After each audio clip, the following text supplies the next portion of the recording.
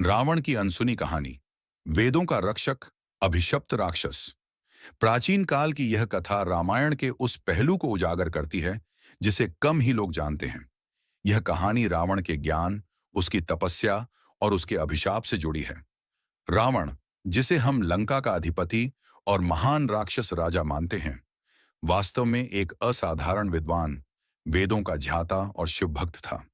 रावण के पिता आर्य विश्रवा और माता कैकसी थीं। विश्रवा ने रावण को शास्त्रों का गहन ज्ञान दिया। कहते हैं कि रावण इतना विद्वान था कि उसने चारों वेदों को कंठस्थ कर लिया था।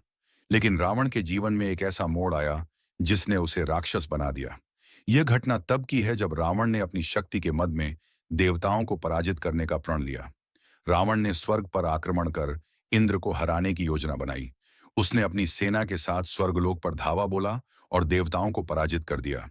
लेकिन उसके इस विजय अभियान में उसने एक बहुत बड़ी गलती कर दी। स्वर्गलोक में वह अर्षि अथर्वण के यज्ञ स्थल पर पहुंचा और वहां उनका अपमान किया।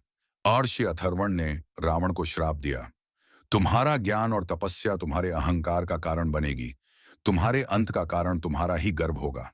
श्राप के बाद रावण को अपनी गलती का एहसास हुआ। उसने भगवान शिव की घोर तपस्या की। वह वर्षों तक कैलाश पर्वत पर ध्यानस्थ रहा। उसकी तपस्या से प्रसन्न होकर शिव ने उसे चंद्रहास नामक दिव्य खड्ग और अमृता का वरदान दिया। लेकिन शिव ने रावण को चेतावनी भी दी, यह वरदान तुम्हारी भलाई के लिए है, लेकिन अगर तुमने इसका गलत उपयोग किया तो यह तुम्हारे विनाश का कारण बनेगा। ऋषि के श्राप और शिव की चेतावनी के बावजूद रावण का अहंकार बढ़ता गया। वह अपने ज्ञान और शक्ति के बल पर खुद को अमर और अजेय मानने लगा। उसे लगा कि कोई भी उसे पराजित नहीं कर सकता।